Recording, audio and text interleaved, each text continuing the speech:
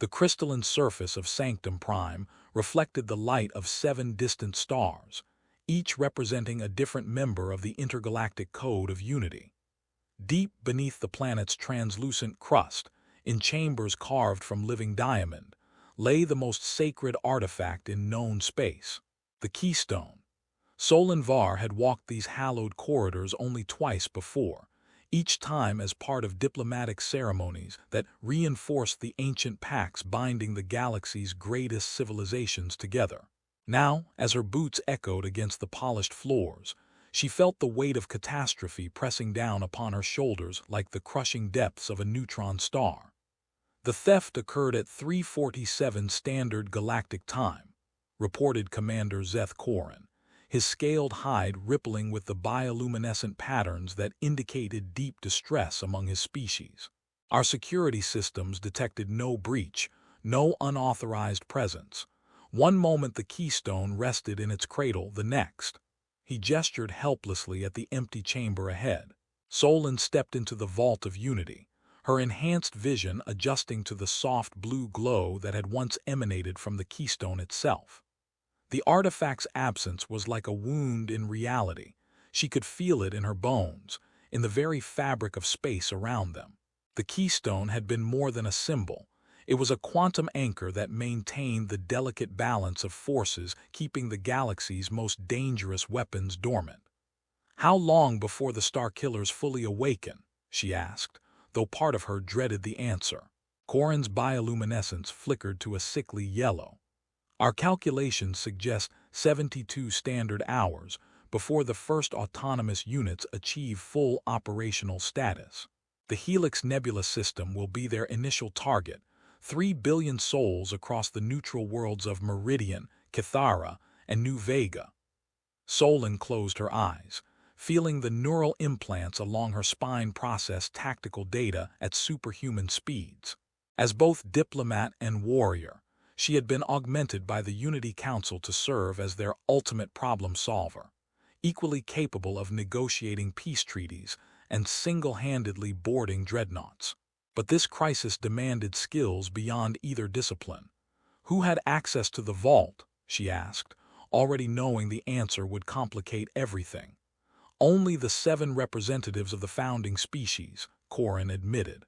"Humans, Zephyrians, Crystalline Collective, Void Walkers, the Hive Consciousness, Silicon Dynasty, and your own people, the Astral Nomads. Each required biogenetic confirmation, quantum signature verification, and unanimous consent from the other 6. "An inside job," Solon murmured, her hand instinctively moving to the twin quantum blades at her hip. "Someone with legitimate access betrayed the code. It appears so, but there's more."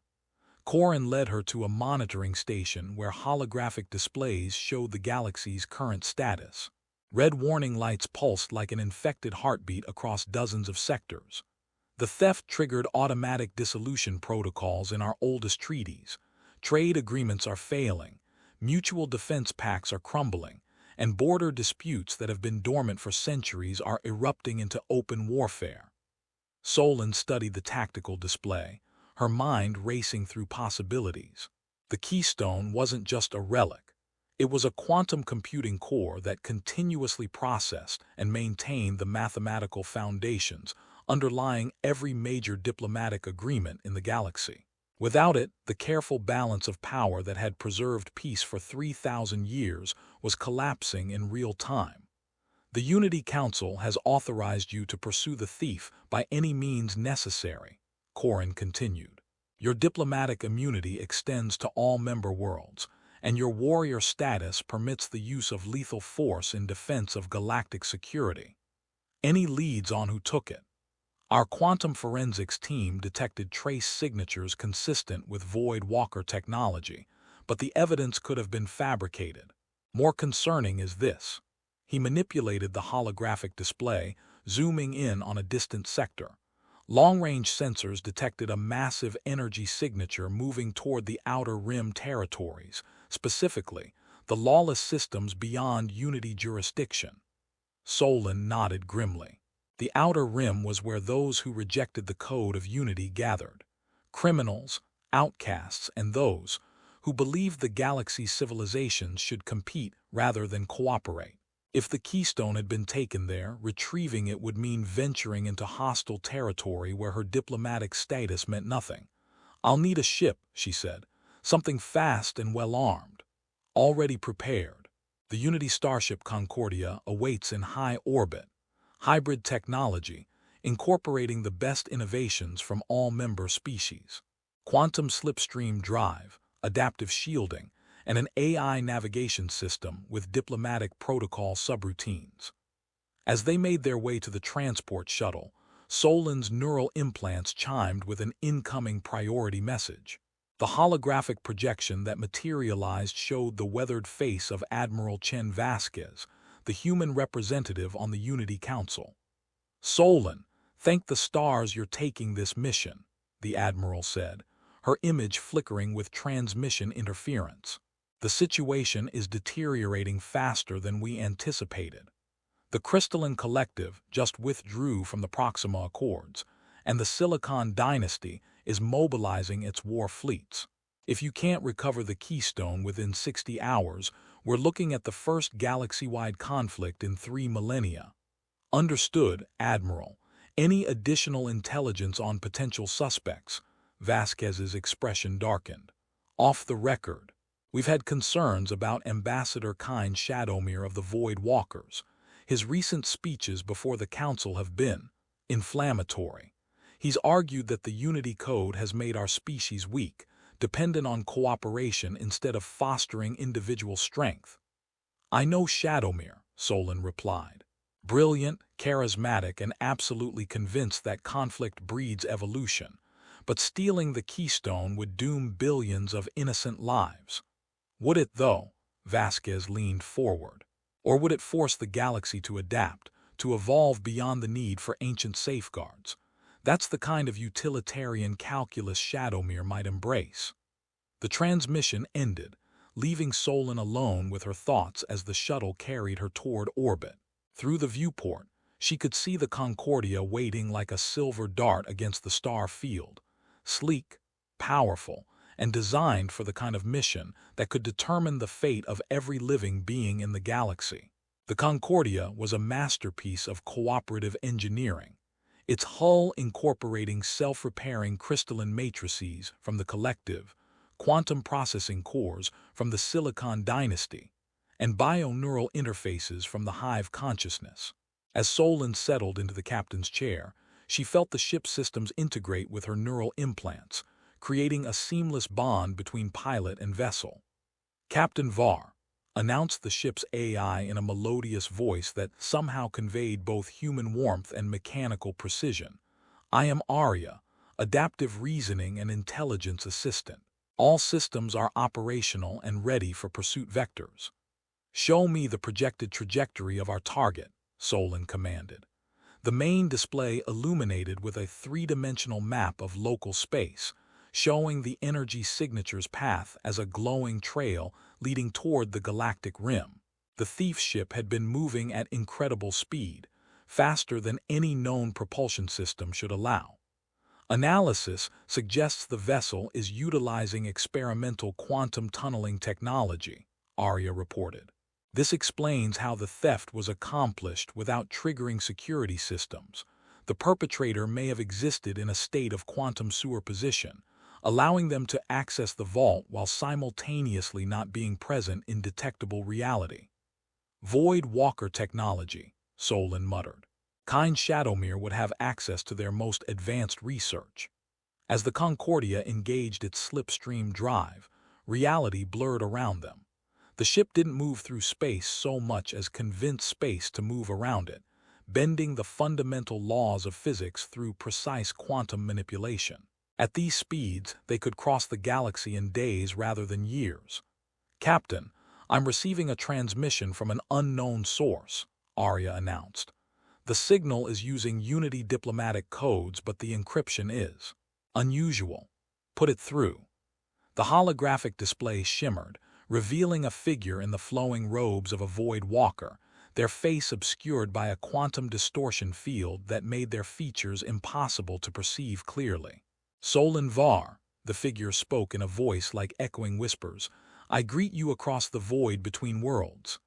"Ambassador Shadowmere," Solon replied coolly, "I should have expected you to contact me. Where is the Keystone?" "Direct as always, my dear diplomat warrior. The artifact you seek is safe, but not in the hands you might expect. The theft was not perpetrated by any member of the Unity Council." "Then who?" "That is what you must discover. But know this: the Keystone's removal was not an act of destruction, but of revelation. For too long, our civilizations have depended on an artificial foundation for peace. True unity cannot be imposed by quantum manipulation. It must be chosen freely." The transmission flickered, and Solon could see star fields moving rapidly behind Shadowmere, indicating he was also traveling at incredible speed. "The Starkillers are awakening," she said. "Billions will die if the Keystone isn't returned to Sanctum Prime." "Will they? Or will those civilizations find new ways to survive, new paths to cooperation born of necessity rather than ancient programming? Sometimes, Solon Var, the universe must be allowed to evolve. And if evolution leads to extinction, then perhaps extinction is the natural outcome. The strong will endure, the weak will be consumed. This is the way of all creation, from the smallest microbe to the greatest galactic civilization. Solon's hands tightened on her chair's armrests. "I won't let you condemn innocent worlds to prove a philosophical point." "You misunderstand," Shadowmere replied, his quantum-distorted features seeming to smile. "I am not your enemy in this matter. The true thief seeks something far more dangerous than mere chaos. They seek to weaponize the Keystone itself, to transform it from a tool of unity into an instrument of absolute control." The transmission ended abruptly, leaving Solon staring at empty space. Arya's voice filled the silence. "Captain, sensor analysis of the transmission suggests Ambassador Shadowmere was truthful. At least, his biorhythms showed no indicators of deception." "But that doesn't mean he's not involved," Solon mused. "Arya, pull up files on anyone with both access to the vault and the technological capability to perform quantum superposition theft." "Processing." "Captain, there are 17 individuals who meet those criteria. However, cross-referencing with psychological profiles and recent behavioral anomalies narrows the list to 3 primary suspects." The display showed 3 holographic portraits. Ambassador Shadowmere of the Void Walkers, whom they'd just spoken with; Dr. Elena Vasquez, a human scientist who had helped design the vault's security systems; and most surprisingly, Prime Designate Zara 9 of the Silicon Dynasty, whose crystalline form represented one of the galaxy's most logical and seemingly incorruptible species. "Show me recent activities for all 3 suspects," Solon ordered. The data streams painted a complex picture. Shadowmere had indeed been making speeches critical of the Unity Code, but his movements were accounted for at the time of the theft. Dr. Vasquez had been conducting research on quantum archaeology, the study of how ancient artifacts influenced modern technology. But her location during the theft was confirmed by multiple witnesses. Zara 9 activities were the most troubling. The Silicon Dynasty representative had been conducting secret negotiations with Outer Rim factions, ostensibly to bring them into the Unity fold. "Arya, what would happen if someone used the Keystone as a weapon instead of a diplomatic tool?" "Theoretical analysis suggests catastrophic possibilities, Captain. The Keystone's quantum processing power could theoretically override the neural systems of any Unity species, creating a form of technological telepathic control. An individual with access to the artifact could potentially dominate the thoughts and actions of billions of beings simultaneously." A chill ran down Solon's spine. She had assumed the thief wanted to destroy the Unity Code, but what if their goal was far more sinister? Not the elimination of galactic unity, but its perversion into absolute tyranny. "Set course for the Onyx sector," she commanded. "If someone's planning to weaponize the Keystone, they'll need specialized equipment. The black market technology dealers in that region would be their most likely resource." As the Concordia adjusted its trajectory, Solon activated her personal communication array and sent a coded message to her network of contacts throughout the galaxy. If the Keystone had indeed been taken by someone seeking ultimate power, she would need all the help she could get, and time was running out. The Onyx sector existed in the spaces between legitimate authority, where pirates, smugglers, and technology dealers operated beyond the reach of Unity law. As the Concordia dropped out of Slipstream Drive near the sector's primary trading hub, a massive asteroid converted into a floating city called Haven's End. Solon felt the familiar tension that came with entering hostile territory. "Captain," Arya announced, "I'm detecting multiple weapons signatures targeting our vessel. Haven's End security is robust." "Open a communication channel," Solon ordered. "This is Captain Solon Var of the Unity Starship Concordia, requesting permission to dock for diplomatic purposes." The response came in the form of harsh laughter transmitted across all frequencies. "Unity diplomacy isn't welcome here, Captain," growled a voice that sounded like grinding metal. "Turn around and crawl back to your ordered little cosmos." "I'm not here on official Unity business," Solon replied, improvising quickly. "I'm pursuing a private matter. Someone stole something valuable from me, and I have reason to believe they're seeking buyers in your sector." A long pause followed, during which Solon could practically hear the credits being calculated on the other end of the transmission. "Docking Bay 7, the voice finally said.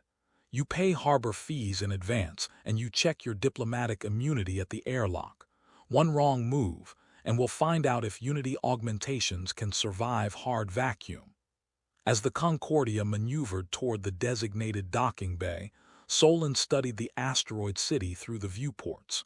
Haven's End was a testament to ingenuity born of desperation. Tunnels and chambers carved from living rock, connected by a web of transparent tubes that allowed movement throughout the structure, while protecting inhabitants from the vacuum of space. Ships of every conceivable design clustered around docking ports like metallic barnacles, their origins spanning dozens of different species and technological traditions. "Arya, maintain full sensor sweeps while I'm aboard the station," Solon instructed as she prepared to disembark. "If anyone tries to tamper with the ship, activate defensive protocols and signal for immediate extraction." "Understood, Captain. May I suggest extreme caution? My analysis of this station's background indicates a 73.6% probability of violent encounter during your visit." "I've faced worse odds," Solon replied, though privately she wondered if that was still true. The quantum blades at her hip hummed with barely contained energy as she stepped through the airlock into Haven's End. The station's interior assaulted her senses immediately, a cacophony of alien languages, the sharp scent of exotic chemicals, and the press of hundreds of different species conducting business in the shadows between worlds. Solon activated her neural implants translation protocols and pushed deeper into the maze of corridors, following intelligence reports that led toward the sector's most notorious information broker.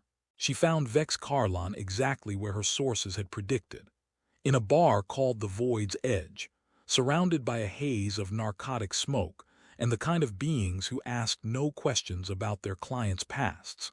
Carlon himself was a fascinating hybrid, part organic Zephyrian, part mechanical augmentation, with neural interfaces that allowed him to process information at inhuman speeds. "Solon Var," he said before she even approached his table, his cybernetic eye focusing on her with mechanical precision. "I was wondering when Unity's favorite diplomat warrior would find her way to my establishment." "You know why I'm here," Solon replied, taking a seat across from him. "Someone stole an artifact of incredible value. I need to know who's been shopping for quantum processing equipment in the past few days." Carlon's organic eye gleamed with avarice while his cybernetic implant whirred through calculations. "Information like that doesn't come cheap, especially when it involves Unity business. But I'm feeling generous today. Call it professional curiosity about what could drive someone of your stature into the Outer Rim." He gestured to a waitress who appeared to be composed entirely of liquid mercury, somehow maintaining humanoid form despite her fluid nature. 2 glasses of Centauri whiskey, the real stuff, not the synthetic substitutes. When their drinks arrived, Carlon leaned forward conspiratorially. 3 days ago, someone placed an order for very specific equipment. Quantum phase manipulators, neural interface amplifiers, and something called a consciousness projection matrix. The buyer was willing to pay in rare elements, stuff you can only find in the cores of dying stars. Did you see who placed the order? That's where it gets interesting, Carlon said, his mechanical eye clicking as it adjusted focus. The buyer appeared to be human, female, middle-aged, with the kind of neural augmentations you see in advanced researchers. But my sensors detected quantum distortion fields around her, suggesting her appearance might have been artificially generated. Solon's blood ran cold. Dr. Elena Vasquez. Could be. But here's the thing, whoever it was, they knew way too much about Unity technology for a simple theft. They specified equipment compatible with artifacts created during the founding wars, 3,000 years ago. That's not the kind of knowledge you pick up from casual research. Where was the equipment delivered? Carlon's smile revealed teeth that had been replaced with diamond-edged cutting implements. Now that information will cost you extra. But since you've always been straight with me, I'll make you a deal. There's a situation developing in the Crimson Nebula, something that's got every major power in the sector nervous. Help me resolve it, and I'll tell you everything I know about your thief. Before Solon could respond, alarms began blaring throughout the station. The lights flickered, and she could feel the artificial gravity fluctuating as something massive approached Haven's end. "What's happening?" she demanded, her hand moving instinctively to her weapons. Carlon's expression had gone from greedy to genuinely frightened. "Something that shouldn't exist," he whispered. "Captain, I think your thief just announced their presence." Through the bar's viewport, Solon could see a ship emerging from quantum slipstream, but not just any ship. The vessel was impossibly large, its hull composed of what appeared to be living crystal that pulsed with the same blue light once emitted by the Keystone. More disturbing still, the ship's design incorporated elements from all 7 Unity species, as if someone had attempted to create the perfect synthesis of galactic technology. "Arya," Solon subvocalized into her communication implant, "are you seeing this?" "Captain, that vessel is broadcasting on Unity diplomatic frequencies, but the signal is wrong. It's as if someone is attempting to mimic our protocols without truly understanding them." The massive ship settled into a stationary position just outside Haven's End's defensive perimeter, and then something extraordinary happened. The space around the station began to shimmer, and Solon realized with growing horror that the newcomer was projecting some kind of quantum field that was interfering with local reality. "Citizens of Haven's End," a voice echoed through the station's communication system, somehow reaching every corner simultaneously. "I greet you in the name of the new Unity, not the false cooperation of the old code, but true harmony achieved through shared consciousness and unified purpose." Solon felt a pressure in her mind, as if something was trying to push past her neural defenses. Around her, other patrons of the bar began to stand in perfect synchronization, their eyes taking on an eerie blue glow that matched the light from the mysterious ship. "The Keystone was not stolen," the voice continued, "but liberated from its prison. Soon, all sentient beings will experience the peace that comes from absolute unity of thought and purpose. Resistance is not only futile, it is impossible." Fighting against the increasing mental pressure, Solon grabbed Carlon by the shoulder. The information broker was still conscious, protected by his cybernetic augmentations from whatever field was affecting the organic minds around them. "We need to get out of here," she said urgently. "Now." But as they made their way toward the docking bays, Solon realized the true scope of the threat they were facing. This wasn't just theft. It was the beginning of an invasion that would transform every thinking being in the galaxy into components of a vast, unified consciousness. And somewhere at the heart of that ship, the Keystone was being perverted into the ultimate weapon of mental domination. The race to save 3 neutral systems had become a battle for the freedom of every mind in the galaxy. The Concordia broke free from Haven's End, just as the station's entire population fell under the influence of the quantum consciousness field. Through the viewports, Solon could see thousands of beings moving in perfect synchronization, their individual personalities subsumed into a collective will that radiated from the massive crystal ship. Arya, full sensor analysis of that vessel, Solon commanded as they accelerated away from the station. I need to know what we're dealing with. Captain, the ship is unlike anything in our databases. Its quantum signature suggests it's partially phased into higher dimensions, making conventional weapons ineffective. More concerning is the consciousness field it's projecting. My analysis indicates the field is powered by the Keystone itself, somehow configured to broadcast unified thoughts across vast distances.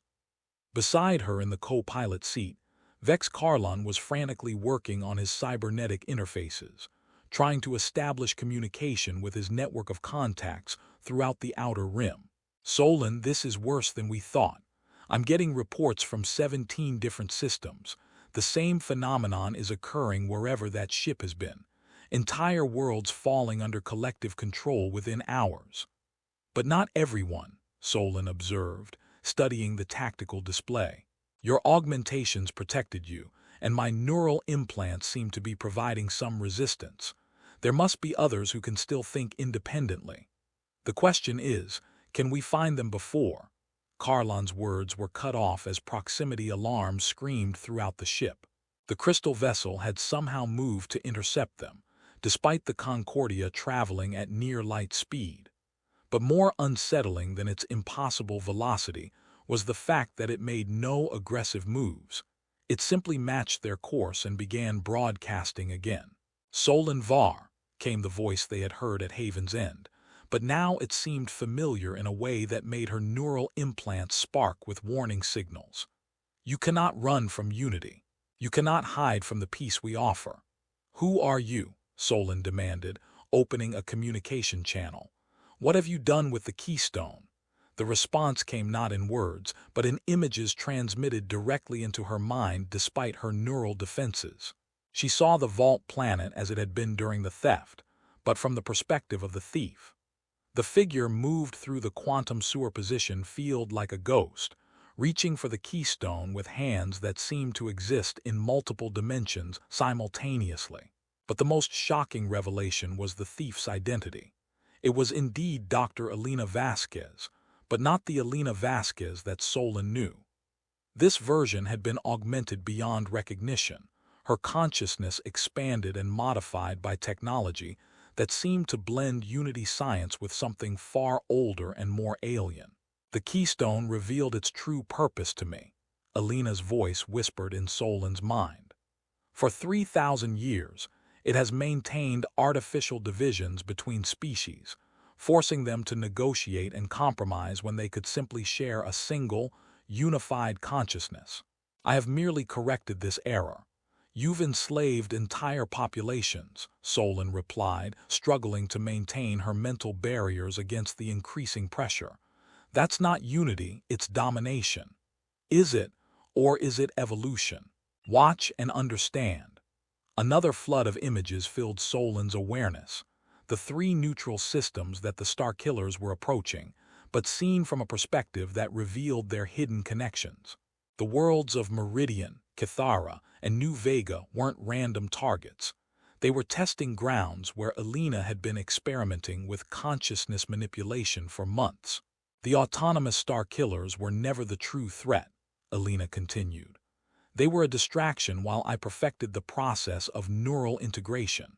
The populations of those 3 systems have already been prepared for Unity. When the Starkillers arrive, they will not find victims. They will find willing converts who will help me spread true peace throughout the galaxy. Solon's hands moved across the Concordia's control interfaces with desperate precision. Arya, I need maximum power to the quantum shields. Can we penetrate that consciousness field? Negative, Captain. The field is too strong and growing stronger as more minds are added to the collective. However, I'm detecting something unusual in the enemy ship's quantum signature. There appears to be internal resistance to the unified consciousness. What do you mean? Some portion of the vessel's systems are operating independently, as if multiple competing intelligences are struggling for control. This suggests that Dr. Vasquez may not have achieved the perfect unity she believes. Hope flared in Solin's chest. If there were still independent minds aboard Alina's ship, there might be a way to turn the collective consciousness against itself. But first, she needed to understand exactly how the weaponized Keystone was creating and maintaining the neural links. Carlon, you said the buyer requested quantum phase manipulators and neural interface amplifiers. What would happen if someone tried to reverse the process? Instead of adding minds to the collective, what if we could subtract them? The information broker's cybernetic eye whirred as it processed calculations at inhuman speed. Theoretically possible, but you'd need access to the Keystone itself to reconfigure the quantum matrices. And even then, the process of forcibly disconnecting minds from a collective consciousness could cause massive psychological trauma or death. Better than eternal enslavement, Solon muttered. Arya, plot a course for the Helix Nebula. If Alina is right about the Starkillers targeting the neutral systems, that's where the final confrontation will occur. As the Concordia changed course, Solon felt the pressure in her mind intensify. Alina's consciousness was pursuing her even across the vast distances of space, trying to wear down her neural defenses through sheer persistence. But Solon had advantages that Alina couldn't account for. Her diplomatic training had taught her to maintain mental barriers against telepathic species, while her warrior augmentations provided redundant neural pathways that could function even under psychic attack. Most importantly, her unique dual nature as both diplomat and warrior meant she understood something that Alina, for all her brilliance, had overlooked. True unity couldn't be imposed from above. It had to be chosen freely, negotiated between equals, and maintained through constant effort and mutual respect. Alina's collective consciousness was built on dominance and control, which meant it contained the seeds of its own destruction.